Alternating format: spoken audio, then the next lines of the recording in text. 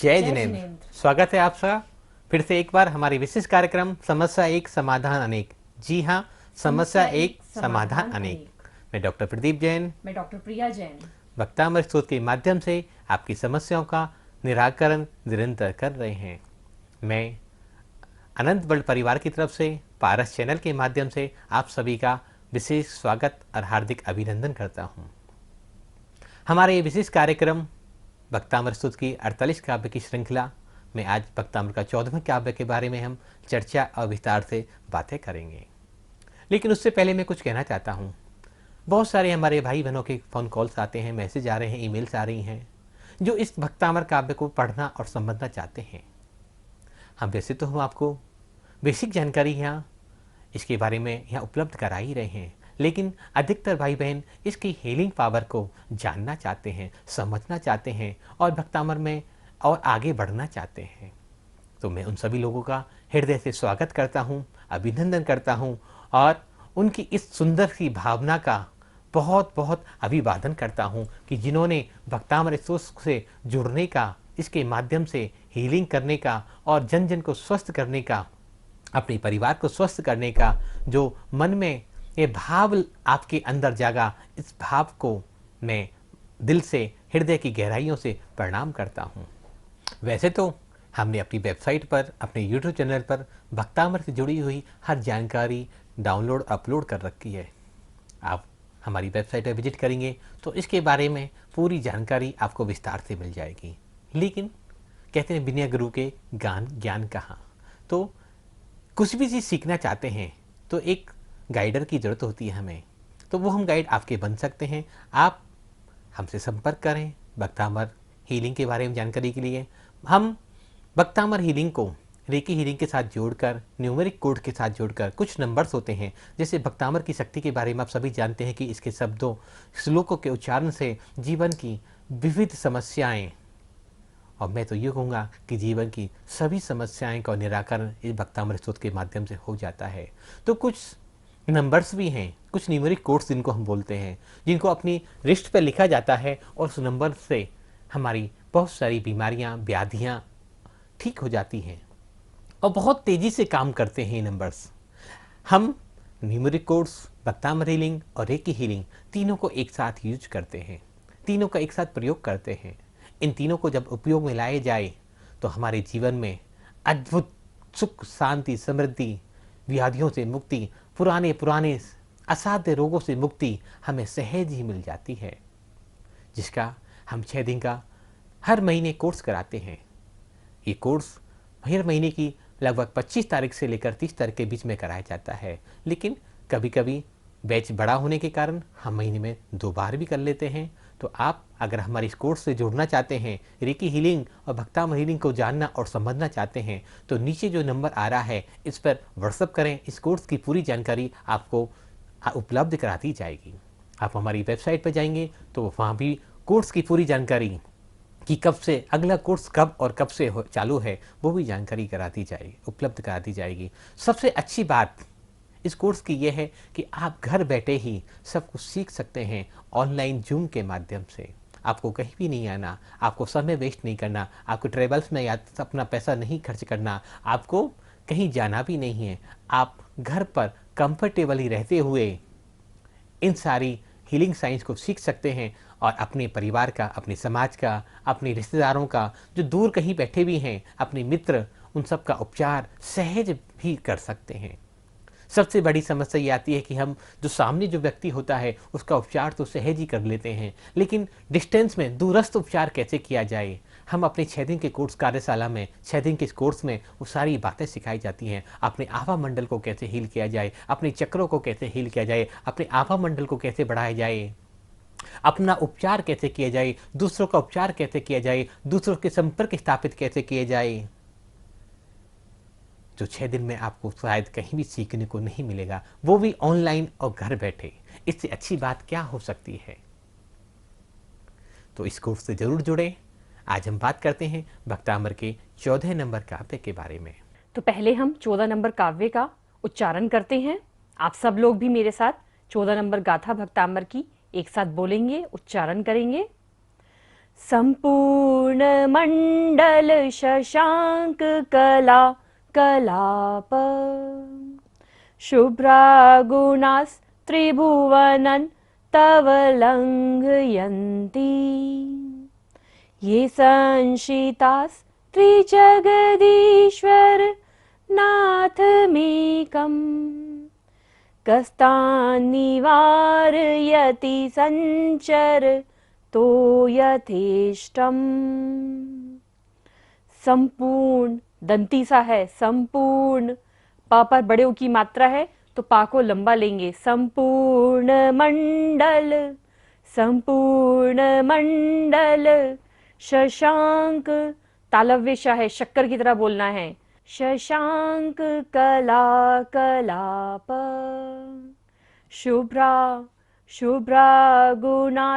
शुभ्रा गुणास त्रिभुवनन बिंदी के बाद क्या है, त वर्ग है तो बिंदी को उच्चारण क्या होगा, न। त्रिभुवनन शुभ्रागुणास्त्रिभुवनन तव लंघयन्ति। छोटी ई की मात्रा है त पर तो लंबा नहीं लेंगे। लंघयन्ति ये संशितास तालव्य श है, ये संशितास त्रिजगदीश्वर नाथमेकम्। बिंदी के बाद कोई भी अक्षर नहीं है, थर्ड लाइन फिनिश हो रही है, इसलिए बिंदी को उच्चारण क्या होगा, म। नाथमेकम् कस्तान्निवारयति संचरतो यथेष्टम्। शा है यथेष्टम, मूर्धन्य शा, यथेष्टम्।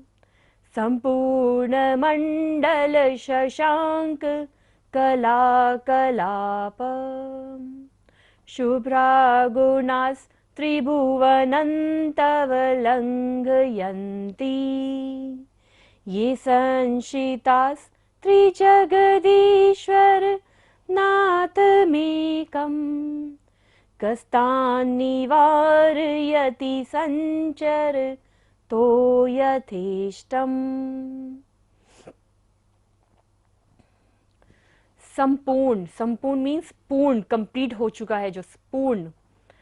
संपूर्ण मंडल शशांक, मंडल शशांक मीन्स चंद्रबिंब, चंद्रमा का बिंब। कला कलाप, कला समूह के, बहुत सारे समूह हैं कला के। शुभ्रा मीन्स स्वच्छ, मीन्स उज्जवल। त्रिभुवनन मीन्स तीन लोक के। तव मीन्स आपके। लंघयन्ति लांघ रहे हैं। ये मीन्स जो। संशितास मीन्स आश्रित हैं। त्रिजगदीश्वर तीन जगत के स्वामी, तीनों लोकों के नाथ। नाथमेकम मीन्स, नाथम मीन्स स्वामी को, और एकम मीन्स एक मुख्य। कस्तान निवारयति मीन्स कौन, कह मीन्स कौन, तान मीन्स उन्हें, निवारयति मीन्स रोकता है। कस्तान निवारयति मीन्स कह मीन्स कौन, तान मीन्स उन्हें, निवारयति मीन्स रोकता है। संचरतो मीन्स चलते हुए, घूमते हुए। यथेष्टम, यथेष्टम मीन्स यथा मीन्स अपनी, इष्टम मीन्स इच्छा के अनुसार, इच्छा अनुसार। तो इसका भावार्थ समझते हैं। इसका अव्यय के माध्यम से मानतु स्वामी अपने आराध्य ऋषभदेव प्रभु की स्तुति करते हुए क्या कह रहे हैं।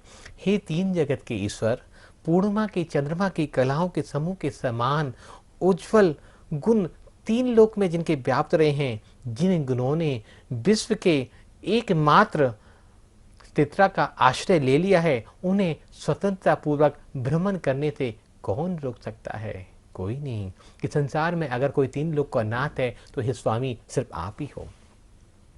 ये बात अगर हम समझें तो बड़ी अतिशयोक्ति लगती है कि क्या कोई व्यक्ति तीन लोक का नाथ हो सकता है? कैसे हो सकता है? कोई राष्ट्रपति होता है, कोई प्रधानमंत्री होता है तो वो भी एक राष्ट्र का होता है, एक देश का होता है। कोई मुख्यमंत्री होता है तो एक राज्य का होता है। क्या संसार में कोई ऐसा व्यक्ति आपको मिला जो तीनों लोगों का नाथ हो सकता है? हाँ, हो सकता है। कैसे हो सकता है? यही तो इस काव्य के माध्यम से जानना है। अनेकांत की भाषा को हमें समझना पड़ेगा। जो राष्ट्रपति बनता है, जो प्रधानमंत्री बनता है, जो मुख्यमंत्री बनता है, वो किसी को जीत कर बनता है।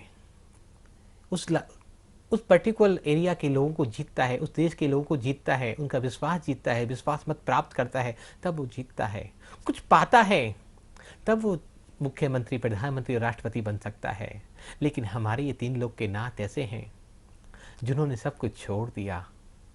एक किंचन धर्म को पालन करता है, जो सब कुछ छोड़ देता है, जो अपने पास कुछ भी नहीं रखता, जिन्होंने अपनी आत्मा पर, जिन्होंने अपनी इंद्रियों पर विजय प्राप्त की है, वही तो 3 लोग का नाथ है। जब तक कुछ भी पाने की चाह होगी, जब तक किसी को भी जीतने की चाह होगी, जब तक किसी पर भी शासन करने की चाह होगी, तब तक हम या कोई भी सिकुड़े हुए रहेंगे।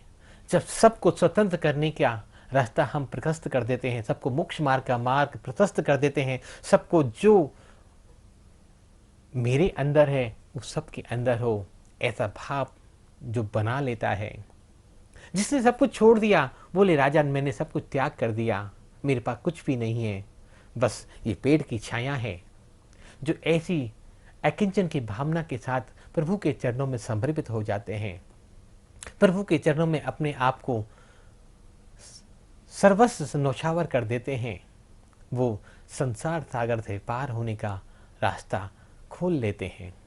ऐसी अद्भुत भक्ति मानतुंग स्वामी इस काव्य के माध्यम से ऋषभदेव प्रभु की कर रहे हैं कि जो सब कुछ छोड़ देता है वो सब कुछ पा जाता है, वो 3 लोक का नाथ हो जाता है, वो 3 लोक का ईश्वर हो जाता है। तो मेरे प्रभु आदिनाथ ने सबको त्याग दिया है, सब कुछ छोड़ दिया है, अकिंचन धर्म का पालन किया है, तो वो ही 3 लोक का नाथ है।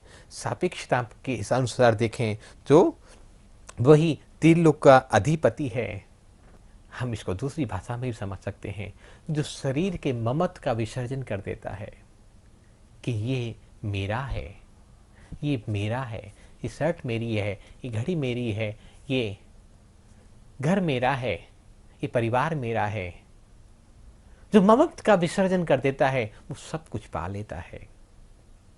ऐसी भक्ति अगर बंदी गृह में भी मानतुंग स्वामी कर रहे हैं तो निश्चित ही इसका परिणमन, इसकी शक्ति अद्भुत होगी। तो इसका काव्य से हम क्या पा सकते हैं, डॉक्टर प्रिया जी आपको बताएंगे। भक्तांबर स्तोत्र का जो 14 नंबर गाथा है, ये आज सबसे ज़्यादा लोकप्रिय हो रही है और सबसे ज़्यादा लोग इसको यूज़ कर रहे हैं। आयुर्वेद के हिसाब से 3 तरह के दोष बताए गए हैं, वात, पित्त और कफ। यदि किसी की लाइफ में भी वात रिलेटेड प्रॉब्लम्स हैं, जैसे कि स्लीपिंग डिसऑर्डर, रात को नींद नहीं आती है सही से, चैपिंग स्किन, स्किन बहुत ढलक गई है, स्किन ने अपना टेक्सचर चेंज कर लिया है, तो भी वात रिलेटेड प्रॉब्लम्स हैं। एग्जाइटी बहुत ज़्यादा रहती है किसी को, तो भी उसको वात रिलेटेड प्रॉब्लम्स चल रही हैं। यदि किसी को बहुत ज़्यादा नर्वसनेस होती है, बहुत ज़्यादा थिंकिंग, ओवर थिंकिंग जो लोग करते हैं, तो उनको भी वात रिलेटेड प्रॉब्लम्स है। वात क्या है? एयर एंड वाटर एलिमेंट हमारी बॉडी के अंदर जो है इनबैलेंस हो गया है, तब हमें वात रिलेटेड प्रॉब्लम्स हमारी लाइफ में एंटर कर जाती हैं। तो यदि किसी की भी लाइफ में इस तरह की प्रॉब्लम्स हैं तो वो इस श्लोक का पठन पाठन करे तो उसको बहुत लाभ होगा। और एक और उपाय बताना चाहूँगी कि वास्तु के हिसाब से भी, जो आज मॉडर्न साइंस है, भक्तांबर स्तोत्र का ये 14वां नंबर जो काव्य है, इसका जो यंत्र है आप अपने घर के नॉर्थ वेस्ट में लगाएं, अपने घर के ऑफिस के नॉर्थ वेस्ट में लगाइए। तो जितनी भी आपको वात रिलेटेड प्रॉब्लम्स हैं आपकी लाइफ में, एयर और वाटर जो है इनबैलेंस है आपकी लाइफ में, वो बैलेंस होने लगेगा। क्योंकि जो नॉर्थ वेस्ट जोन है वो चंद्रमा की जोन मानी जाती है। चंद्रमा पानी का प्रतिनिधित्व करता है और नॉर्थ वेस्ट जोन एयर की जोन भी है। अगर ये जोन हमारी डिस्टर्ब हो, कहीं भारी निर्माण बना कर दिया गया हो, कोई अन्य वास्तु दोष हो, तो इस जोन के प्रभाव, दुष्प्रभाव इतने आते हैं कि शरीर वात व्याधि से पीड़ित हो जाता है और शरीर में जो बीमारियां चलती हैं वो लंबे समय तक टिकी रहती हैं। तो हमें नॉर्थ वेस्ट जोन को ठीक करने के लिए इस काव्य का यंत्र हम अपने घर की नॉर्थ वेस्ट जोन में स्थापित करना चाहिए, जिससे वात व्याधि तो दूर होगी ही, वास्तु से रिलेटेड जितने भी दोष हैं वो भी हमारे दूर होते चले जाएंगे। आज एलोपैथी तो कुछ सालों से ही प्रचलन में आई है, लेकिन प्राचीन काल से आयुर्वेद हमारे जीवन का अभिन्न अंग रहा। आयुर्वेद में वात व्याधि, वात, पित्त और कफ, इन 3 व्याधियों की विशेष रूप से व्याख्या की गई है। अगर ये 3 व्याधियाँ हमारे जीवन से निकल जाएं, हमारा वात, पित्त और कफ अगर हमारा बैलेंस हो जाए तो हमें कोई भी रोग नहीं हो सकता। हमारी आयु बहुत लंबी हो सकती है, हम दीर्घायु हो सकते हैं, हम सुखी और स्वस्थ जीवन जी सकते हैं। इसके साथ साथ आपको अपने आहार को भी संतुलित करना होगा। ऐसा तो नहीं कि हम गलत आहार ले रहे हों, गलत खान पान कर रहे हों, अपनी दिनचर्या को बिगाड़ रहे हों, तो हम काव्य का पाठ करें तो शायद इसका फल हमें देर से मिलेगा। हम अपनी दिनचर्या को संतुलित करें, हम खूब सारा पानी पिएं, प्रकृति के साथ जुड़ें, प्रकृति का आदर करें, सत्कार करें, अपने परिवार में अपने माता पिता, अपने गुरुजनों का सम्मान करें, बहन बेटियों से संबंध अच्छे रखें, तो निश्चित ही हमारी नॉर्थ वेस्ट जोन भी अच्छी होगी, वास्तु से रिलेटेड दोष भी दूर होंगे और शरीर से ये वात व्याधि जो अनेक रोगों का कारण बनती है, एक वात व्याधि के कारण शरीर जर्जर हो जाता है और एक वात व्याधि कम से कम 200 से ऊपर बीमारियों को आमंत्रित कर देती है। इस वात व्याधि के कारण नींद नहीं आना सबसे बड़ी समस्या हो जाती है, गैस बनती है पेट में और सारा शरीर का सिस्टम गड़बड़ हो जाता है। जो बड़े बड़े डॉक्टर्स जो काम नहीं कर सकते, जो बड़ी बड़ी दवाइयाँ, बड़ी बड़ी औषधियाँ से जो आपके शरीर में काम नहीं कर सकती, एक महामंत्र, ये भक्तामर का 14वें नंबर गाथा, ये 14वें नंबर काव्य आपकी उस वात व्याधि को क्षण भर में दूर कर देगा। लेकिन जरूरत है आपकी श्रद्धा, आपकी भक्ति, आपके विश्वास की। ऐसे ही अन्य जानकारियों के लिए इस काव्य से संबंधित और विस्तार से शब्द, अर्थ, व्याख्या और इसके बारे में अन्य जानकारी के लिए आप हमारी यूट्यूब चैनल भक्तामर मंत्रा हीलिंग पर विजिट कर सकते हैं।